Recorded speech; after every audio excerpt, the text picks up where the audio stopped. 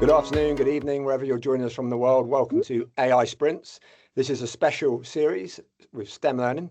My name is Alex. I'm going to be hosting two amazing new guests, and we're already on season 2, and this is episode 2. Today, we're going to be diving into the world of AI as normal, as it's an AI Sprints, this fast changing, ever moving landscape. But we're also going to bring into the conversation today oracy. So if you're not sure what oracy is, you've probably heard it. It's a big part of the new curriculum review, which is really encouraging. And we're going to explore that today with our guests. And we're also going to look at this other aspect of AI that we haven't discussed much on the sprints, which is digital equity and the digital divide. So I've got two wonderful guests here today. This episode is fully recorded. You can catch up on demand via the STEM learning community at the end. We're going to share loads of links, and you'll be able to look at that in the chat feed, and you'll be able to interact with our guests via the chat feed. So in the chat feed, you can populate it with any questions that you have from today's episode. And towards the end, we will carve out about 10 minutes just to address some of those questions. So on with the show. Today, my two guests are Dr. Kate Paradine, who's the CEO of Voice21. If you don't know who Voice21 are, they're an oracy charity based here in the UK, and they're doing some amazing work around oracy. As well as being the CEO of Voice21 with a strong background in policy, Kate also has a background in women's prisons, which is really, really fascinating. She's an experienced leader across public, academic and not-for-profit sectors, also a trusted advisor to senior policymakers and an expert in national strategy development. Skilled communicator, speaker at major national and international events. You can catch her whole bio in the chat feed, which will pop up now, and find her LinkedIn profile and lots about Voice21 within the chat feed. Our second guest today is Daniel Emmerson. You may know him as the executive director of Good Future Foundation. Daniel works with a fabulous team that are responsible for the AI quality mark, and you guys are going to get an exclusive on that today if you don't know what it is. He leads global work on AI in education. I believe that he's just come back from Ghana, well, I know he has, and also I think Korea as well, South Korea. Advocate for innovation and inclusion, shaped by his own experience with dyslexia, dyscalculia and dyspraxia. He researches AI's impact on teaching and learning for GoodNotes, a leading global edtech platform that you've probably heard of. As a former curriculum leader at Felsted School and a recent treasurer and board director at the Institute for Global Learning, he has supported over 370 schools worldwide, and he holds a first-class BA, MA, Level 7 teaching diploma and MBA. He's really passionate about AI, really passionate about education, and this is set to be a fantastic episode. So thank you for joining us. If you missed the intros because you've just joined the session, jump into the chat feed. You'll find a bio for both of our speakers today. Without any further ado, we're going to get stuck right in. So the first question I've got for you guys is around the curriculum and assessment review. Affectionately named the CAR, as in driving, C-A-R. So if you're not from the UK, if you're joining from overseas, the Curriculum and Assessment Review is a really big deal here in the UK. It's probably one of the most important bits of education policy that lands within sort of policy arenas. So my question to both guests, and I don't mind who takes this one first, is now the Curriculum and Assessment Review has dropped, what are your initial thoughts? Who would like to go first? I'm happy to chime in, Kate, or unless there's something burning from you. I think it's interesting listening to colleagues speak about CAR and what the expectation and anticipation would be, particularly through the lens of AI. So I think that was the first thing that everyone was focusing on. Okay, what's it going to say? What's that going to look like? And how is that going to impact our perception of what assessment might look like moving forward? And there were some interesting takeaways. I think from a positive perspective, we got some recognition that this is something that we need to be looking at, particularly when it comes to computing. So AI is explicitly referenced when it comes to what we need to be looking at from a computing curriculum perspective, which is a good thing, I think, to start with. There was also some recognition that schools are not delivering computing in a way that is perceived to be most beneficial when it comes to the world of work moving forward.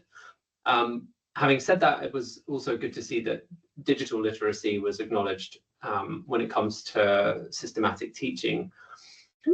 However, I mean, there are some huge questions when we talk about AI at events all around the world as to, how has AI changed what education really means, and what is the purpose of education? And from what I can recall from many of these conversations, Alex, as you alluded to, from not just the UK, but also recently from Africa and from Asia as well, are we focusing primarily on the future of work and the skills that young people will need to harness in order to succeed in their careers beyond school? Or are we looking at education purely through the lens of human flourishing? There's probably a happy middle ground in there at some point. And from my perspective, PAR goes a step or two in the right direction in acknowledging what we need to address.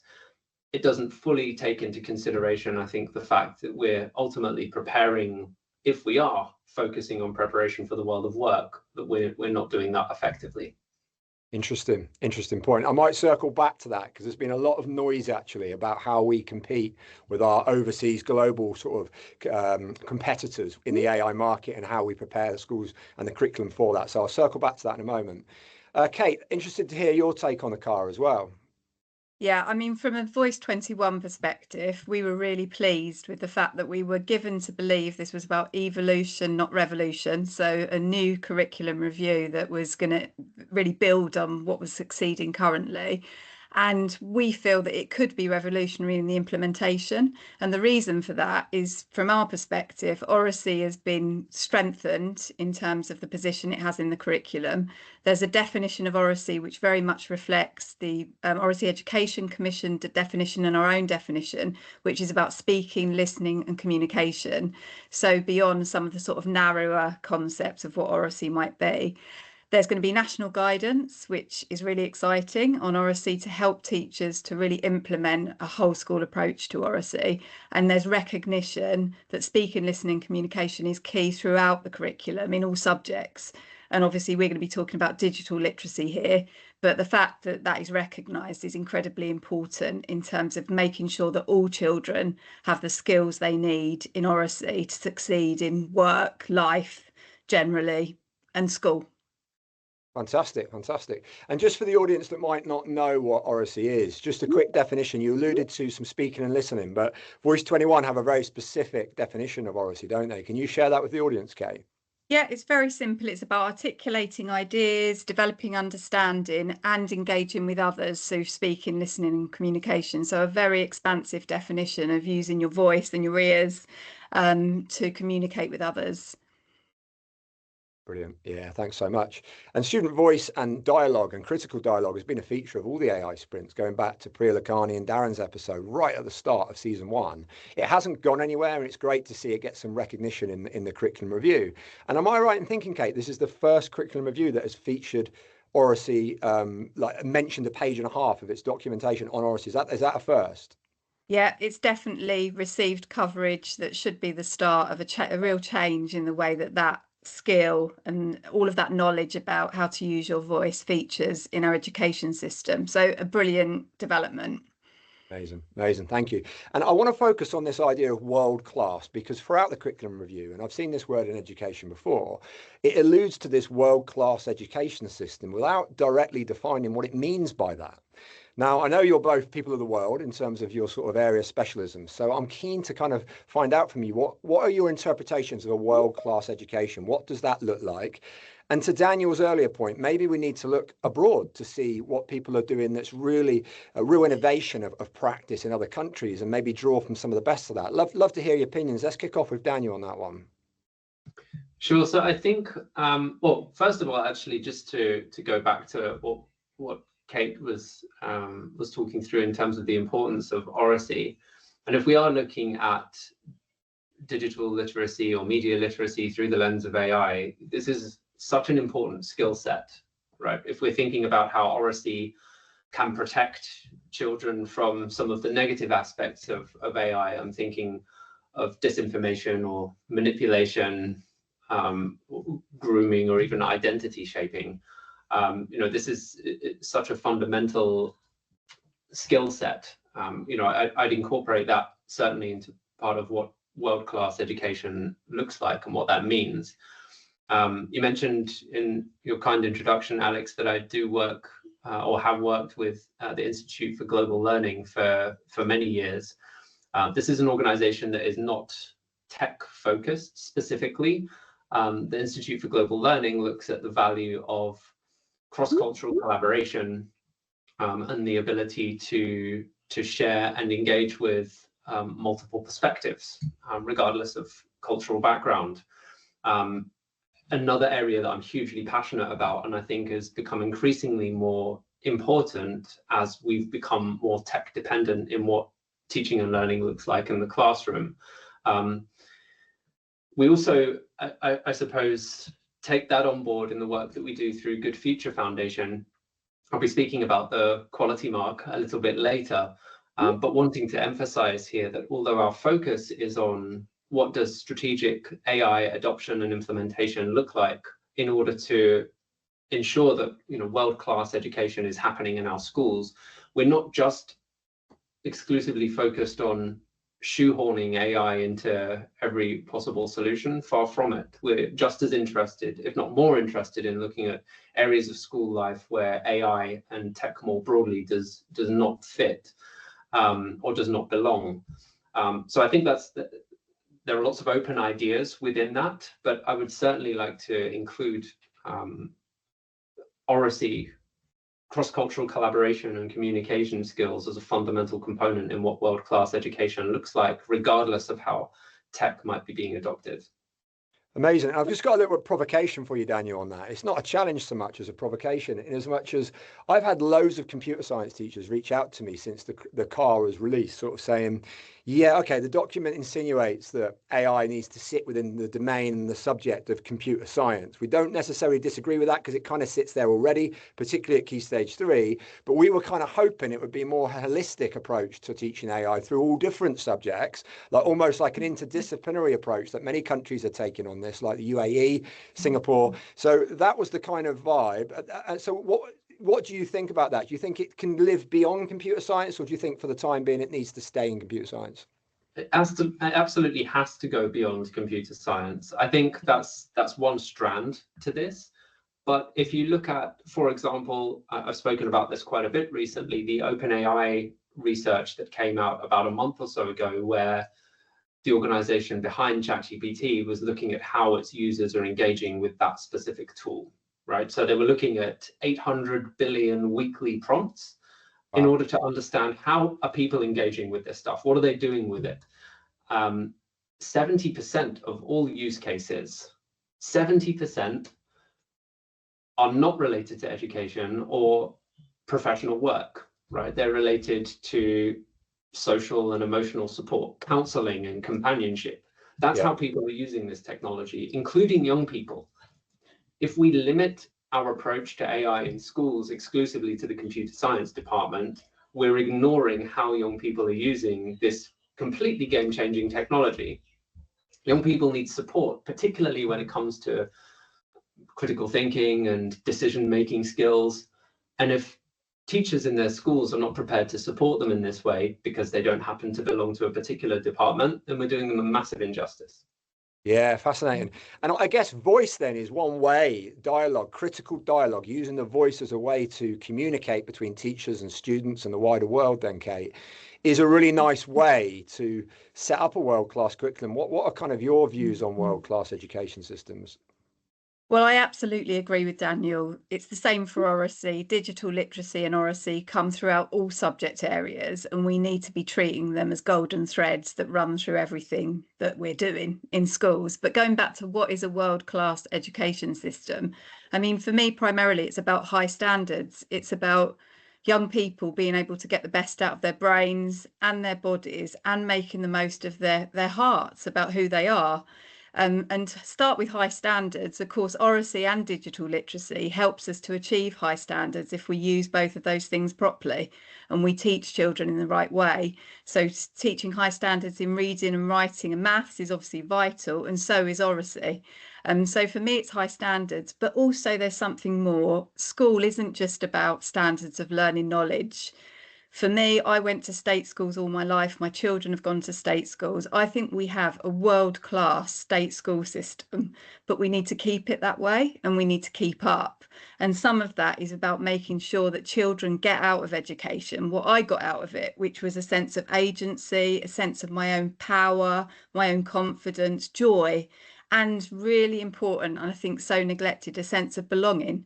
So our education system has to make sure that children feel they belong in their school and in their community. And a key part of that is talking as a community and making sure that children are proud of their voice and know how to use it. So for me, oracy goes to the heart of what a good world-class education system looks like. Yeah, fascinating. So I'm hearing words like agency and power. They are not new words to education, but when we start looking at them through the lens of AI, they kind of take on a new meaning, because we know that with agency, we've got AI agents, we've got large language models, as Daniel's alluded to, that are able to be critical friends, counselors to children, the 70% of that study you were kind of talking about. And they're doing more than they've ever done before. And it's almost like this invisible force that's kind of coming into the schools, but also operating in the unsupervised settings like the homes. So it's a huge challenge, I think, about how we take this on. And then on the issue of power, that's really interesting too, Kate, that you mentioned power. You know, I'm really passionate about power and education. And when you trace its origins, it's normally a dynamic between two opposing forces. And this instance, I suppose, of AI coming into schools, where does the power dynamic lie? Is it that the AI knows more than the child? Is it that the AI knows more than the teacher? Is it that actually the kid knows more about AI than the teacher? There's all these interesting little power dynamics that we're going to be confronted by for the very first time. And it'll be fascinating to see how people kind of navigate it. So lovely answer, really rich, lots to get stuck into. Audience, if you're listening to this and you've got questions, the chat feed is your place. Pop them in there and we will get to them about 4:50 this afternoon, and we'll try and do as many as we can. We're going to move on slightly now to digital literacy. You've both mentioned it already today. It's a huge focus of the curriculum review. And today is not just about the curriculum review, but it does throw up some really, really interesting things. So digital literacy is now considered a life skill, a really interesting phrase in there, alongside reading and writing, which traditionally have been really strong focuses of curriculums in the UK and globally. So my question, we'll start with Daniel again, is how far are schools ready to treat digital literacy and oracy as foundational literacies? And maybe tell us what you think foundational literacies means. So there's a degree of readiness, I think, but it varies so drastically, certainly across the schools that we work at. So Good Future Foundation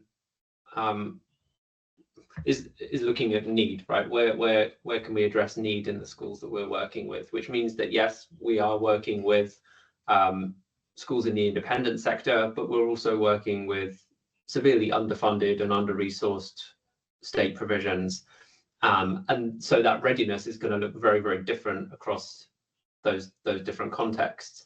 If you then take that to a global perspective, in Ghana, we were working with schools that struggle with both electricity and with Wi-Fi connectivity.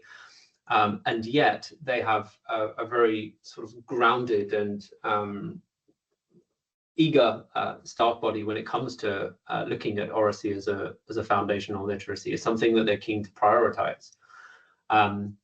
So I think this is a very multifaceted question. In order to try and come up with a solution towards that, we need to be looking more effectively at professional development for teachers and for senior leaders, and ultimately encouraging confidence in this space, because of how much exposure young people already have to this technology.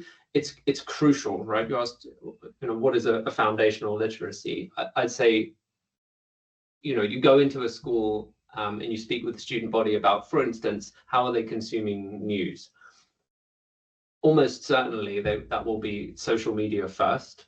When it comes to understanding what it is they're being presented with through social media, how much of that content is synthetic, how much of that content is misinformation or indeed disinformation, and then you look at the implications that has for the lives of these young people. That there's no question about the importance of digital literacy and indeed oracy when it comes to being able to navigate that space. I think it's absolutely crucial. Amazing. Kate, thoughts on that? Yeah, so I mean, digital literacy has to be taken seriously, and that has to start with oracy. We have to start talking about digital world, about AI, and I think there's some comments in the chat. There is definitely something about adults and children being at different levels of understanding about how AI is affecting the real world. And I think we need to get with that and just face up to it and embrace it. Children love to talk with authority about things, and we need to use that as part of talking about the digital world and understanding what is going on for young people. Peter Hyman and Demos have published a report in the last week or so, Inside the Mind of a 16-year-old, and it's based on lots of interviews across the country in groups with 16-year-olds.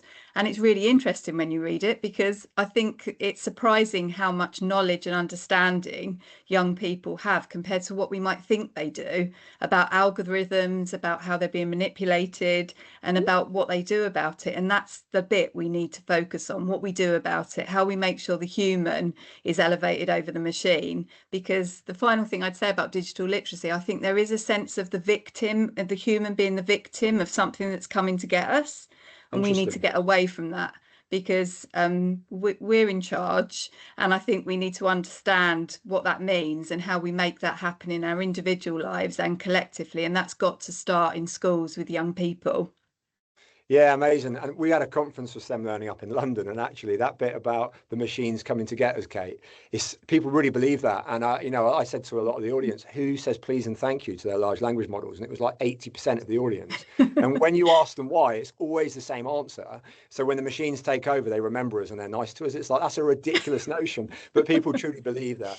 I want to just push back about oracy a little bit. And your organization, you embed oracy across the country through membership schools. You've got a huge network, you've got a center of excellence, and you're really pioneering in this space.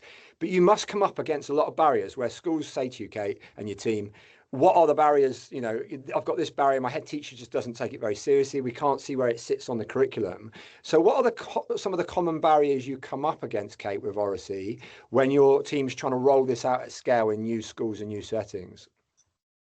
Well, I think I'd start with, you mentioned head teachers. I think leadership is key to embedding a culture of oracy across the whole of a school. And Voice 21 work with 1,200 schools just this year across the country who are Voice 21 oracy schools. We've got 90 oracy centres of excellence across the country. And that's completely across the country, where there's little pockets of networks of schools that are really seeing what a difference a culture of oracy across the whole school makes. And that's not just about the classroom, that's about the playground, the dining hall, throughout the whole of school life. And so in terms of barriers, obviously schools that come to us have crossed one barrier in that they're prioritising oracy.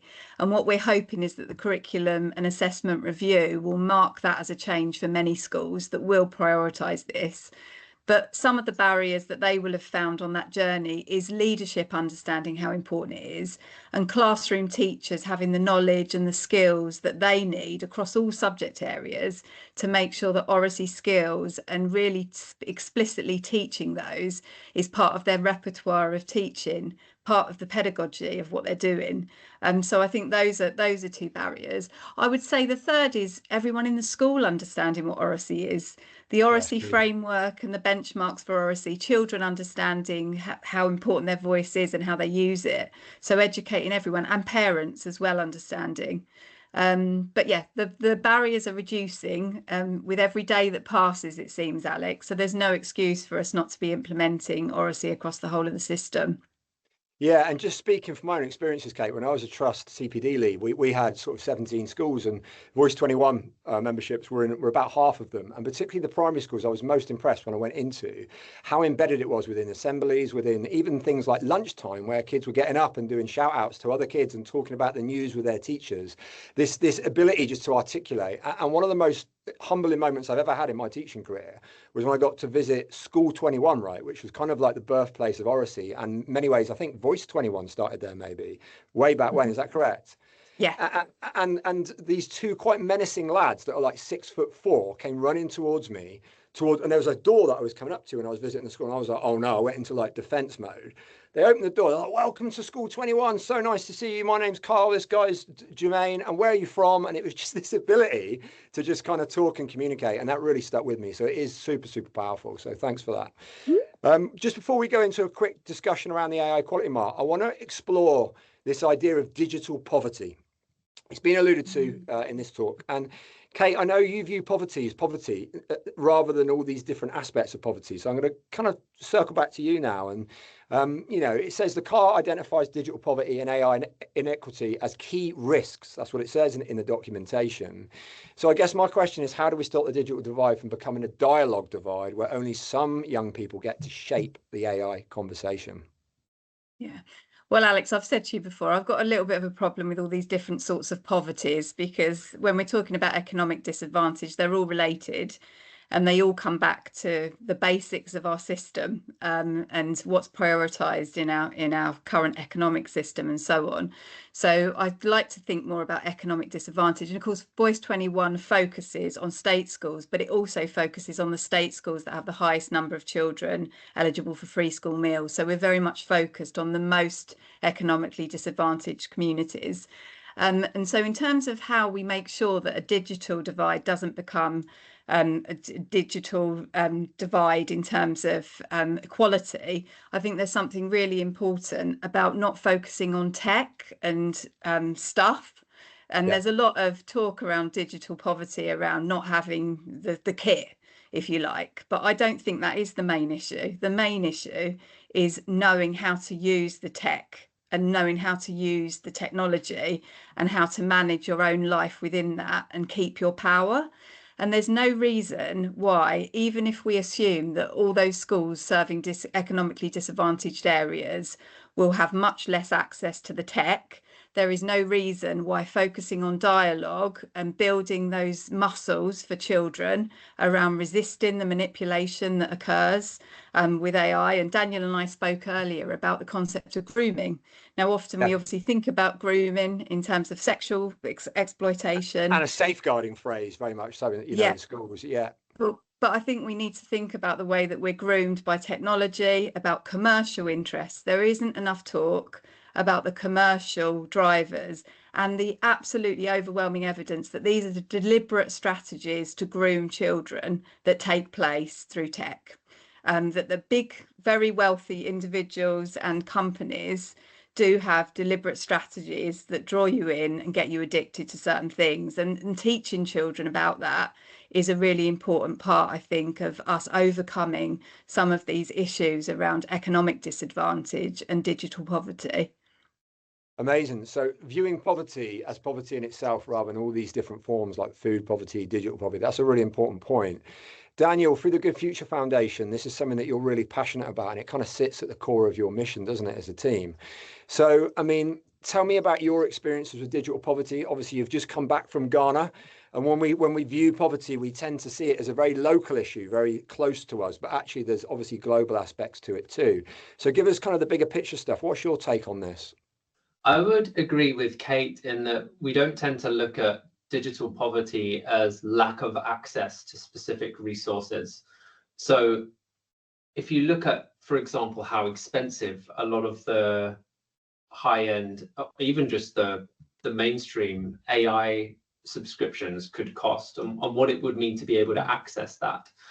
Obviously, there are financial barriers that prevent schools of certain means to be able to engage with AI tools in that way.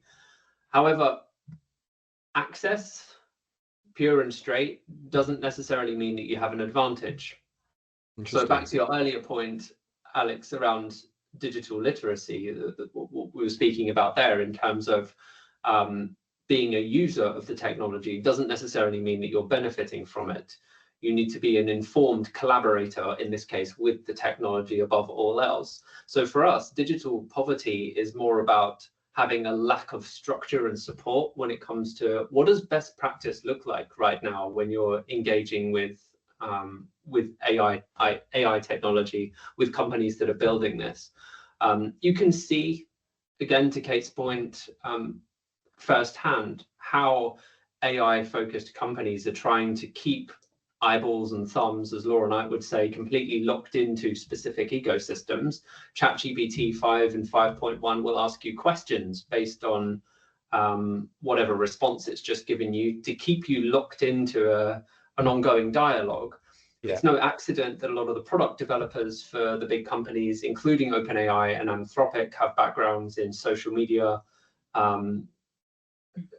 prior to joining the AI revolution, if we can call it that.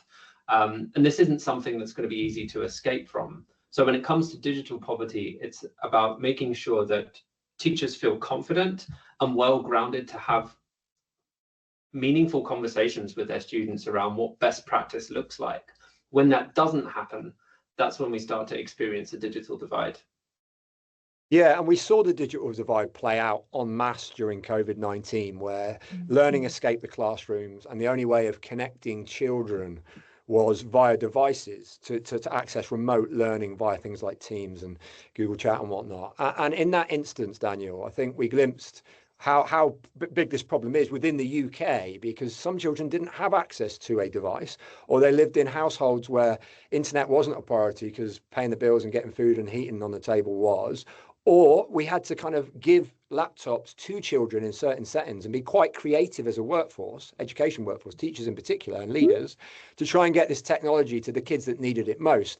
And for a while, we saw real inequity, didn't we? Because we saw the kids that couldn't afford to get devices, or maybe there was 5 kids in a household and they're all sharing one device, missing out on learning. And we never want to go there again. So we need to make sure in the future that if AI does infiltrate, it's done in an equitable way. And I think that's going to be a really huge challenge sort of going forward. And on that note, that segues beautifully actually into the work that you're doing with the Good Future Foundation more broadly. So I think before we get into the AI quality mark, and I'm going to give you the floor for 5 minutes, Daniel, tell the audience a bit more about what the Good Future Foundation is and how they can get involved if it's not on their radar already. And then over to you for the AI quality mark as well. Sure thing, Alex, thank you. So the Good Future Foundation is a UK registered charity, and our mission is to equip teachers, regardless of their school or background, so that they're confident in supporting their students when it comes to responsible and strategic AI use at school. We do this in lots of different ways. So the AI quality mark is certainly one of those, and I'll talk about that in more detail in just a moment. But we also provide in-person professional development, where we address certain subject areas that teachers might be interested in, or gaps in their perceived knowledge across the school, and they need support, for example, when it comes to parent communication, or when it comes to operational use of AI, or when it comes to addressing things like disinformation.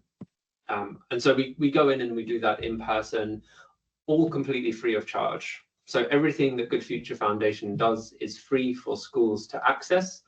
Our limitation is really the capacity that we have to deliver, which is why we're taking requests all the way through to next year. Our focus with the foundation is the UK. However, we're looking at expanding that.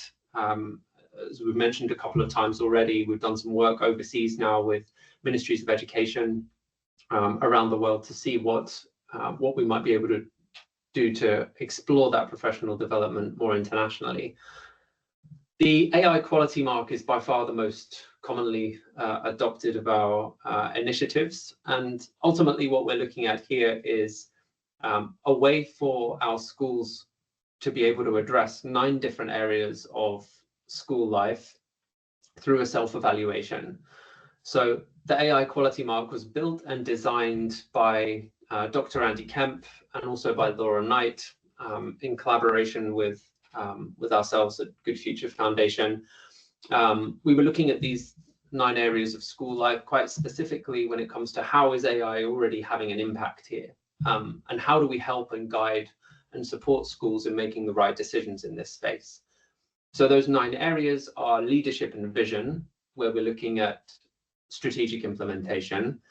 Then there's curriculum planning and thinking through how it fits into day-to-day teaching and learning, which is the 3rd component. Then we look at assessment, where we look at what is assessed and why that needs to change as a consequence of what AI can do.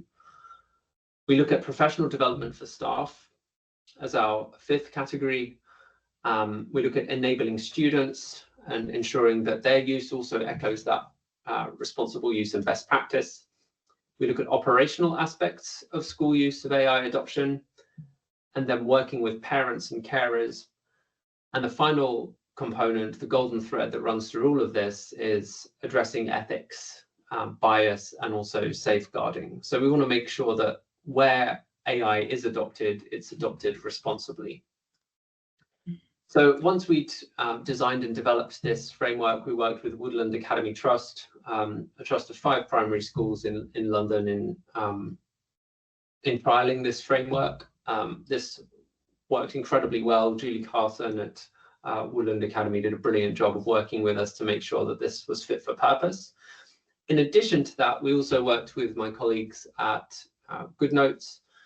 As you mentioned, Alex, at the beginning, I also do a lot of work for GoodNotes, and I have access to a brilliant group of colleagues who build and design AI systems and provide us with that technical expertise we need in order to make sure what we're doing is effective and meaningful. The process of the AI quality mark is quite straightforward. We have a sign-up sheet on our website that people can access. Once we receive an application from a school, we set up a meeting where we talk through where a school might be at on their AI journey so far. And then we think about how we might be able to best support them. We talk them through the contents of the quality mark. And if they feel that it's a good fit for them, they'll work through a self-assessment. So each of the 9 areas that I mentioned earlier, a school will rate themselves on a 1 to 5 rating, 1 being we are just starting to think about AI in leadership and vision, for example, and 5 being full-blown implementation across all areas of school life. The school will then submit that assessment to us to review, and then we have a brilliant team of assessors, including yourself, Alex, who look at applications and provide onward guidance and support to the schools in terms of what their best next steps might be. The reason that this is particularly effective is because we offer a tailored approach to this, right? There isn't a one-size-fits-all when it comes to what best practice looks like, and we want to make sure that the guidance and support we offer our schools is conducive to the environments that they're working in. So once we receive that initial submission, we provide the feedback. We have 4 different assessment levels. There's a progress award with schools that are just starting out on their journey. And then we have a bronze, a silver, and gold award as well. And with the self-evaluation, schools achieve a certain number of points that allocate them to one of those assessment levels. There's no maximum limit to the number of times that a school can submit. So even if they start out on a progress or a bronze award, they can work their way towards a gold if that's where they want to go moving forward, and we help and support them through that, all completely free of charge. So the aims of the quality mark are to give teachers more confidence in experimenting with AI tools, but also to think through areas of school life where AI might not belong for them. We've talked about the importance of student voice. Good Future Foundation has a student council that have an equal level of power to our core advisory council, which means I can't do anything without asking for their permission first. Student voice is absolutely integral to making sure that we have effective use of AI across the school, and they've encouraged us to think more about permission when it comes to how AI might be adopted. For example, in grading and marking, is it okay to use an AI tool to write a report for your students without having consent from them or from their parents? These sorts of conversations are front and center when we're working with our schools and thinking about transparency as well as best practice. That's the quality mark in a nutshell. It's very straightforward and easy to navigate, and I have an amazing team who are able to work with our schools in making sure it's easy to accomplish and complete. So if this is something that sounds like it might be of interest to you in terms of getting a foothold on what strategic adoption might look like for your school, please do get in touch and we'll be happy to support you. Amazing. Thank you, Daniel. And just so you know, the links and QR code to the AI Quality Mart are in the chat feed. And just taking my STEM learning hat off for a moment, speaking as a consultant and as a school leader, one of the things I think that's really great about this, Daniel mentioned, I don't know if you heard that, but it's free, so it doesn't cost you anything, which is really unique. The second thing as well is that it is a fantastic framework, I suppose, for really looking after your AI journey in a strategic way. And speaking to people that have got the Progress, the Bronze and the Gold Award, people have really bought into this, and it's something that I can kind of hold my hand up and say is a fantastic thing to get involved in. So if it's not on your radar, check it out. It's well worth knowing about. Thanks for being with us. We've got about 20 minutes left. We're just going to circle back now to our earlier discussions around oracy and AI. And Kate kindly defined oracy for us earlier in the episode. But what I want to kind of just touch on now, Kate, is we've got the definition. We know what it is. But what does it look like in practice? Can you share with us a couple of examples from classrooms of the types of work that teachers are doing around oracy? Well, in terms of oracy and particularly linking it to digital literacy, this is about using the opportunities that come from dialogue to, for example, interrogate AI. So treating AI not just as a tool, but as a source, just one source among many sources. You could, for example, use an AI assessment of a historical event and interrogate that about what's missing, what could be biased about it. There's a note in the chat there from someone about the bias of AI around gender and other issues, where we need to be really getting children to dig deep into what they're not being told or the things they're being told and why they might be being told those by AI. So using conversations, sentence stems to interrogate AI, and really giving children the practice and the confidence.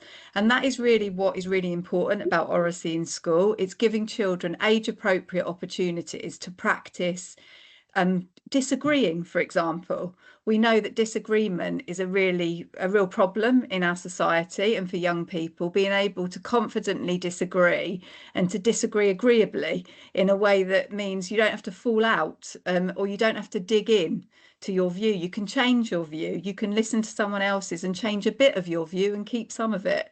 And what we see in classrooms in Voice 21 schools is that happening as a matter of routine from a really young age, from the youngest of ages right through to when they leave school, and teaching those skills to apply in all sorts of different contexts. And you can see all sorts of ways in which the digital world and AI can be used to enhance those opportunities and really interrogate and integrate those two forms of skill. Amazing answer. There's so much depth to that. Thank you, Kate. Really insightful. And a lot of what both yourself and Daniel are talking about, we did a collaboration with the Good Future Foundation STEM Learning, where we got a primary and secondary focus group within the UK, and we had a couple of overseas teachers join it. And off the back of that, we've shaped something called the Responsible AI in Education certification, where you watch 5 videos and you get a badge at the end of it, which is well worth checking out. It's on the STEM learning community, and it talks to a lot of these things. If this has spiked your interest today, about kind of grooming's mentioned in there, synthetic intimacy, it links back to some of the amazing work that Laura Knight does. And there's actually some activities for primary, secondary, upper and lower key stages on oracy, how to speak to children about AI in a critical way. And critical thinking is something that I hear all the time, guys. And I have a real issue with this, because I always push back and say, well, what are we trying to teach people to be critical of? And if we map this back to the 70s, Paulo Freire did some sort of seminal work on critical engagement and critical dialogue. He said, education is an act of love, which is one of my favorite quotes ever. But Daniel, you know, AI benefits depend on critical engagement, don't they? So what does critical engagement look like in a classroom, and how might teachers use it? Well, linking that back to oracy as well, Alex, I mean, there are some simple approaches that teachers can take if they're engaging with or thinking through what an AI interaction might look like. Of course, we're speaking specifically about generative AI here. First of all, looking at different levels to understanding a response or something that you might get back as an output. So first of all, not just investigating what the AI tool might be giving you, but asking questions around, okay, what's missing here? What does this assume about me, yes, as a user, but also as a consumer of this technology? And then to an earlier point as well that Kate mentioned on the commercial side, who benefits from this information and how do we verify this? So some quite simple questions when it comes to picking apart and identifying outputs that can become habitual, right, in our use. We've been, I think, hardwired to think that what we read is automatically true and serve to us with the best interests. We need to unravel that and start, to use your language there, to think critically about what it is we're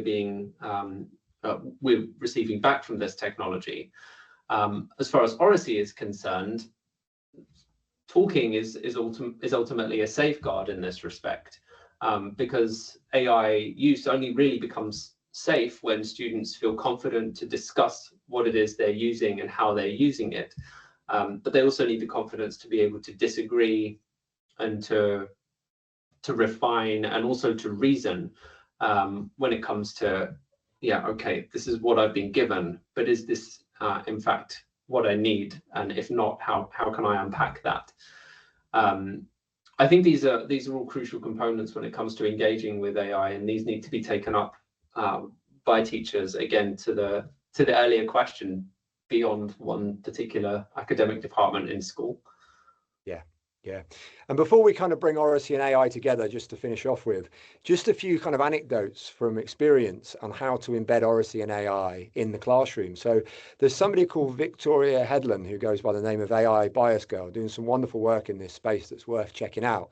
And one of the activities I've run with kids and with teachers around the country is to get a prompt that asks a large language model to create a picture. So you need to do this with a large language model that is capable of creating images. So Anthropic's Claude can't do that, for example. But certainly, although Copilot's not a large language model, it kind of feeds off ChatGPT, which is a large language model. You can do it on that and just ask the AI to create you an image of 10 diverse people. And if you've got a large language model in front of you now, just play along and chuck that in. And what it will do is it will create more than 10 people most of the time. They'll look almost identical in terms of their age. All the men will have beards, probably. The women will have the same sort of clothes. They'll all have white trainers. And going back to Daniel's point about what's missing, a really fun activity that you can embed voice with is to ask the children what's missing from this image. And they'll start to pick up some stuff that's a bit unusual. Maybe their faces looked a bit warped. Maybe all the guys have got the same eyes. Maybe all the women have got the same cardigans. And then you can start to use voice through Q&A, call and response in the first instance, and then beyond that, some kind of engagement with critical conversations to really get the kids to talk about the things that are missing.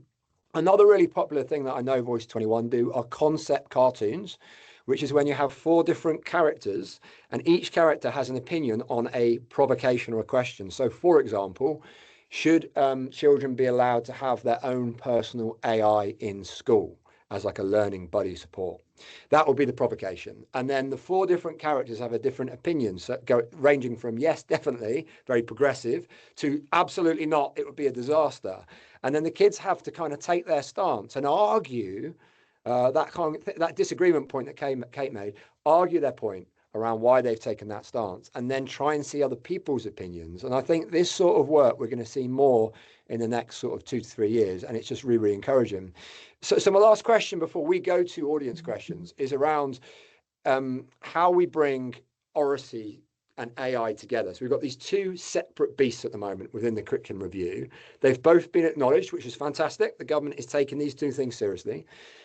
But sort of from a pragmatic practitioner point of view in the classroom, how do we bring these 2 things together? And I just want to take an idea from both our guests, and we'll start with Kate.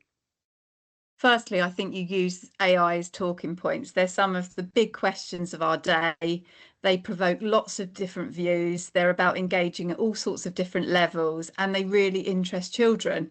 So I think they're perfect opportunities to get children really talking about hard things, about disagreeing, hearing different viewpoints. So I think it starts with talk and listening, and really getting into those difficult conversations about what AI is being used for. And just to pick up on that point you used about, Daniel gave that fantastic, fascinating stat about how AI is being used in terms of counselling and so on. And I would say that says more about us than it does about AI, in that what we're not prioritizing is people talking to each other, understanding each other, and relationships. And talking about AI is about building our relationships with each other around a thing which, as I said, is seen as a threat mainly at the moment, and we need to take control of that, and as individuals and as a community, and that starts with talk. Yeah, fascinating. So I guess a question back to you, Kate, straight away is, how do we do that? Where do we start with that journey? If we're thinking this is a lot, we're listening to this thinking, how are we going to fit that in on Monday morning? We've got X, Y, and Z to do. Where does it fit? What would be your kind of advice? Well, I've mentioned that Peter Hyman report earlier, but I think just because I've read it recently, it's very uppermost in my mind. There's something about the fact that schools have been avoiding difficult conversations, and I totally understand why. Of course I do. I think we all do. But I think that needs to change. We need to start giving teachers the tools to feel that they are safe to facilitate difficult conversations, that children have the tools and confidence to do that too, and that we can manage those in a school environment, because avoiding them hasn't worked.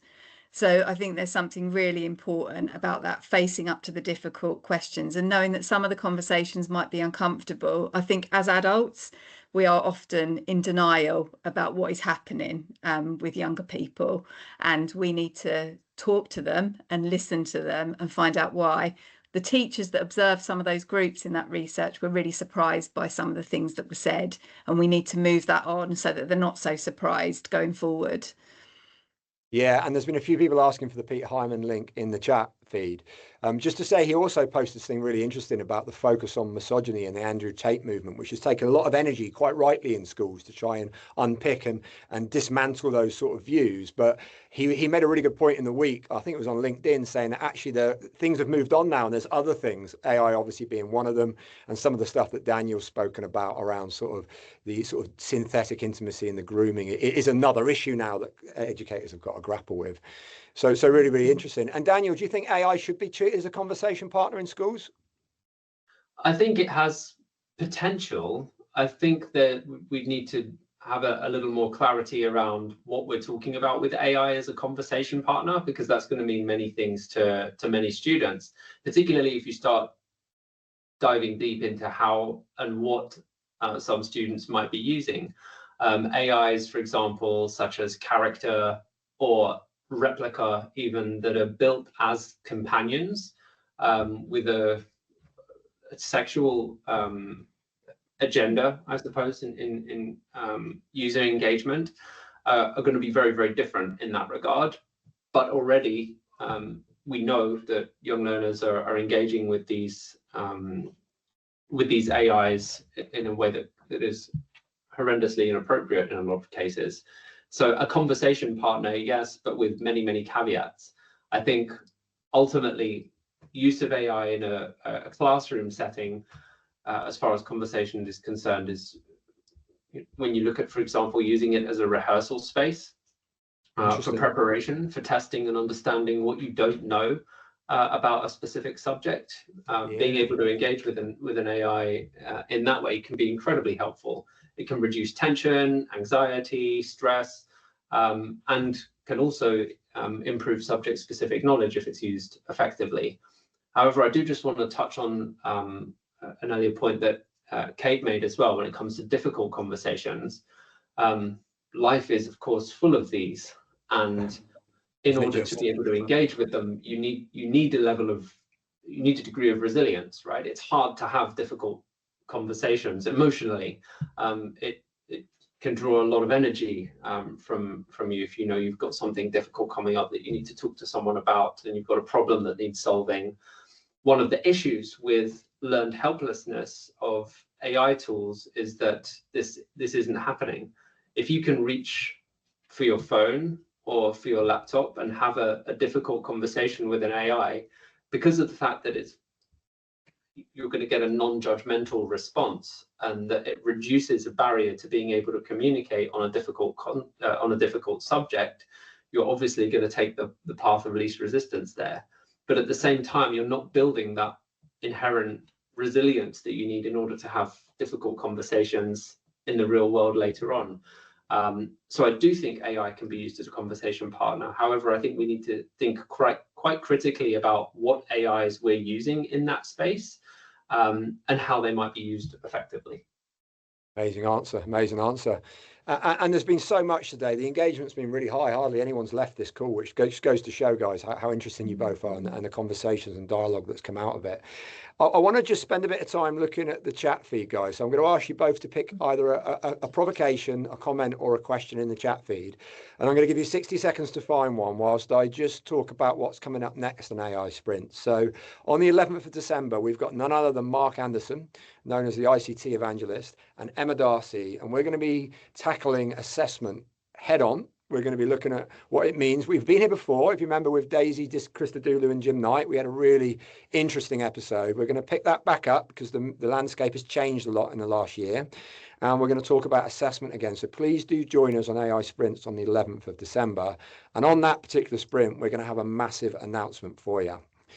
So stay tuned. More coming on that. So Kate, anything that kind of you want to speak to in the chat feed?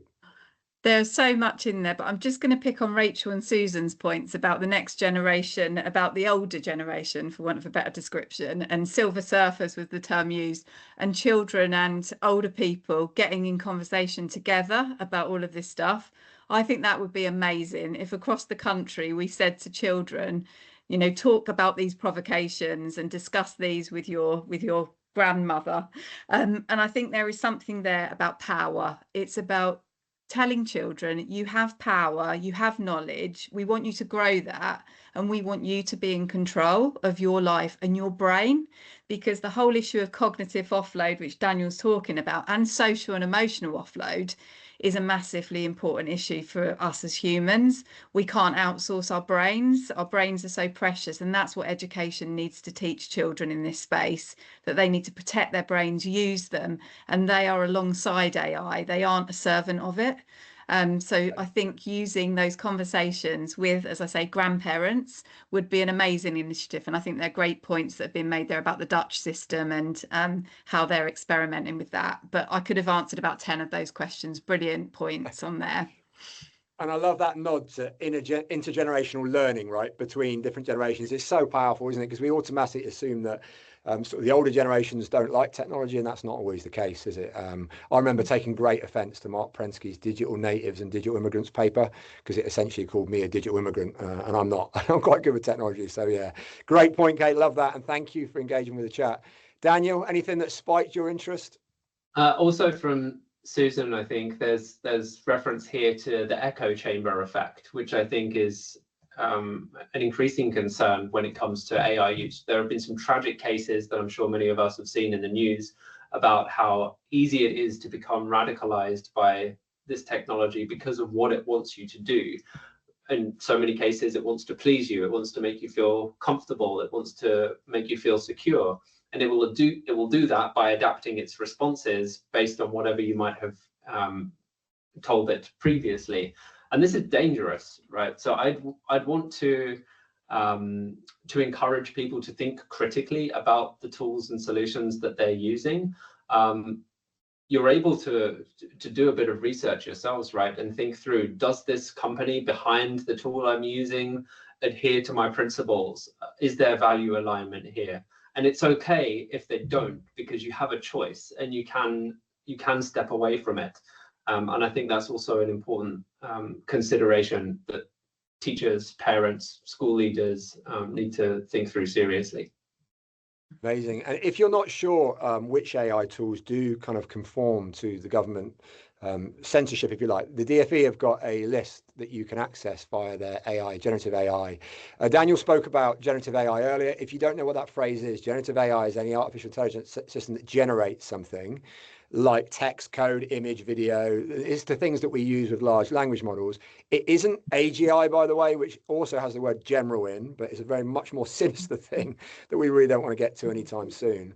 And there's one last question right at the bottom that I guess I'm going to take this for a future episode of Sprints, because it says, do we need our kids to be exposed to AI? Should we not focus on human intelligence rather than artificial intelligence? That is a can of worms. We could do another episode on that, and we will do. We'll pick that up with one of our future guests. Maybe someone who's really done a lot of work around different forms of intelligence. So thank you so much for your engagement.